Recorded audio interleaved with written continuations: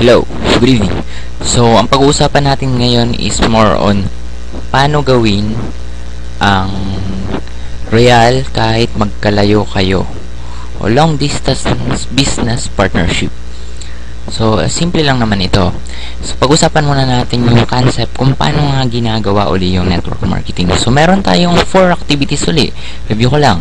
Yan po yung una, yung pag-i-invite. Sunod, pagpe-present. Sunod, yung pay-in, syempre. And yung training.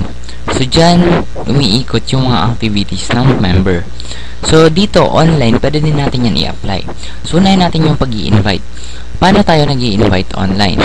So, pwedeng na-invite tayo online gamit lang itong mga Facebook advertisement na nagsasabi na pwede kang kumita online gamit yung Facebook. So, syempre, curious tayo. So, ita-text natin or i-chat natin yung nag-post nun. Ngayon, paano natin malalaman yung negosyo gamit yung online? So, with the help of some videos na nandito sa Facebook or sa YouTube, pwede mo yun ipapanood sa kanya para maintindihan niya yung negosyo. Or pwede din kayo mag-usap ng face-to-face din, webcam to webcam, using Skype. So, uso na din ang screen share sa Skype para mas maganda yung pag-explain mo ng marketing plan ng company. Real. Sunod, pag nagustuhan niyo yung negosyo at nag-decide siya mag-join, ayan, ito, pwede na siya mag-pay-in. So, paano siya mag-pay-in? So, pwede siyang pumunta sa mga branch ng Real. So, meron tayo mga international branch. Meron tayong Philippines, Dubai, and Taiwan. Mag-open na sa Singapore and Qatar. And meron din tayong mga company-owned branch na all over the Philippines. So, Angeles, Baguio, Bulacan, Cebu, yun, basahin nyo na lang. Yun yung mga company-owned branches natin. So, pagpunta nila dun sa branch, pwede silang mag-fill up na lang ng form. Tapos, yun, ibayad na nila yun sa cashier, yung membership nila, para makabili sila ng package at makakuha na sila nitong activation card. So, ang malaga dito yung registration code. Pag nakuha na nila yung registration code, pwede nila yun i-text sa apply nila para ma-register online, or pwede din naman ikaw mag-register online. Basta yun, usap na lang yan ang nag-a-assist sa inyo. Tapos sunod, yun, ito, ang pinakaunang dapat gawin ng bagong member, kung member ka na, ito, yung training. So guys, sa school, nung natuto tayo mag-aaral, 16 years tayo nag-aaral nun para magkaroon ng magandang trabaho at kumita ng 250 per day o kung ilan man yan. Dito din sa negosyong ito, kailangan mo din munang aralin ito bago ka magsimulang kumita. Kasi, paano natin gagawin yung negosyo kung hindi natin alam kung paano? Tama. So, una, facts about real and network marketing. So, bakit kailangan pa natin malaman yung mga factual information about sa company? So, simple lang ang purpose nito, para maalis yung mga duda at takot ninyo. So, pwedeng ito ang isa sa pumipigil kung bakit 98% daw ng mga nang sumasali sa ganitong negosyo ay hindi masyadong kumikita. Okay? So, skills. Ito yung mga unang mo dapat matutunan. So, ang pinakamagandang skills na dapat mo unang matutunan is yung inviting skills. So, di mo naman kailangan maging sobrang galing sa inviting skills. Sapat na yung sapat na kakayahan para magkaroon ka ng konting member. At least dalawa nga, okay na yun. So, dito sa inviting skill, dito tinuturong paano yung tamang pag-approach at paano ka makakahanap ng i-invite ng mga taong interesado sa negosyong ito. Ngayon, sunod, yung presenting skill. So, darating kasi yung point na ikaw na din yung magpe-present nitong marketing plan dun sa mga guest natin or sa invite mo para maintindihan nila yung negosyo. So, simple lang din naman yan. And sunod, yung duplicating your team. Yan yung skills of duplication.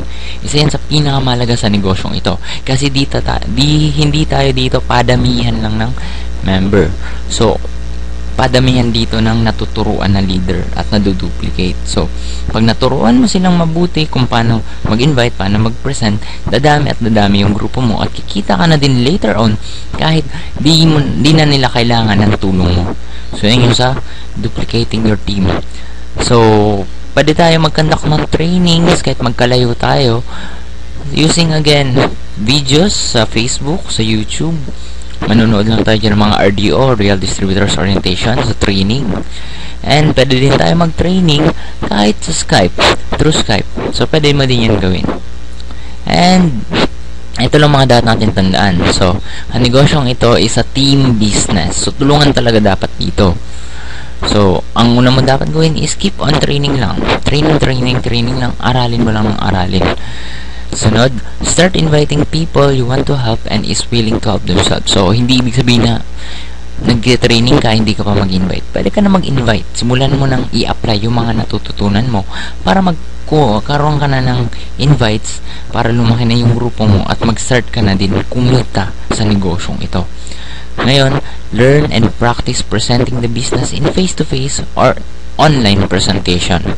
So, ang mga kumikita ng malaki sa negosyong ito, yung mga marunong mag-present.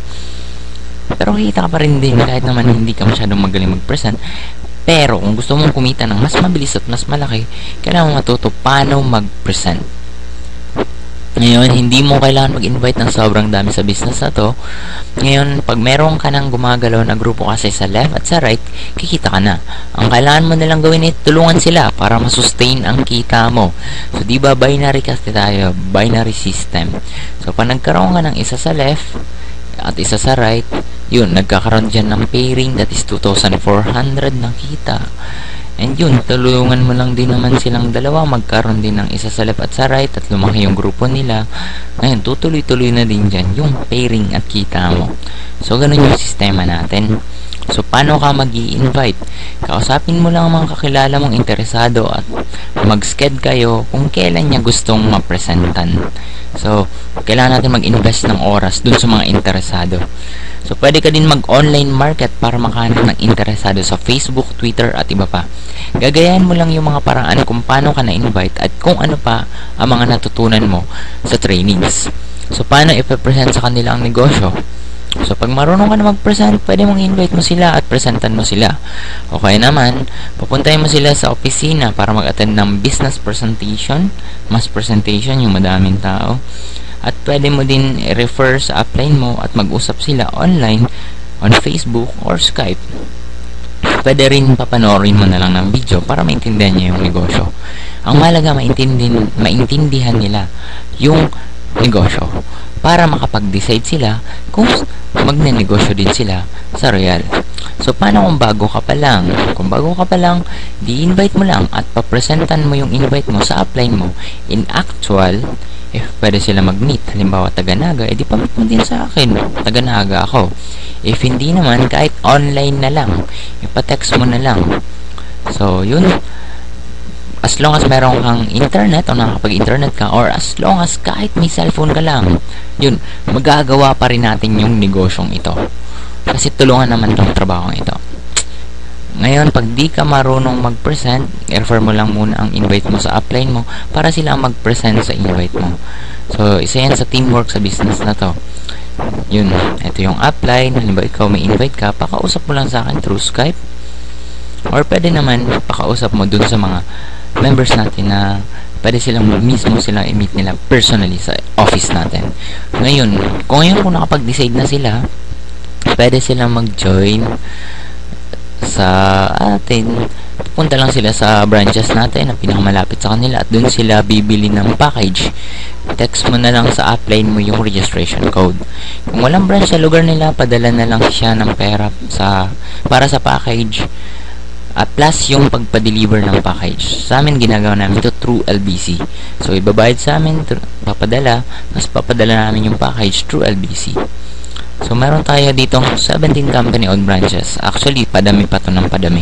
Halimbawa ako, taga-Naga. Meron akong na-invite na taga-Baguio. Tapos, gusto niya dun mag-join. So, kung gusto niya dun mag-join, gusto nila mag-join sa negosyong ito, pwede siya mag-pay in dun sa Baguio branch. Ngayon, pwede na siya dun humataw. At magte-training na lang din kami through online or Skype. Ngayon, what if ito naman taga Baguio ko, meron naman siyang na-invite na taga Davao. So, pwede din dun na lang mag-pay in yung invite niyang taga Davao at pwede na din siyang humataw dun. At mag-uusap-usap kami dito using online. So, yun yung online network marketing sa Royal. So, madaling-madali yan sa negosyong ito. So, building your group, kailangan natin tandaan, diba? So, online marketing, online inviting, online presenting, pay-in sa company-owned branches na nakakalat all over the Philippines, and online training. So, lalaki at lalaki pa rin yung grupo natin at kikita tayo. So, that's all. Go and start royalizing.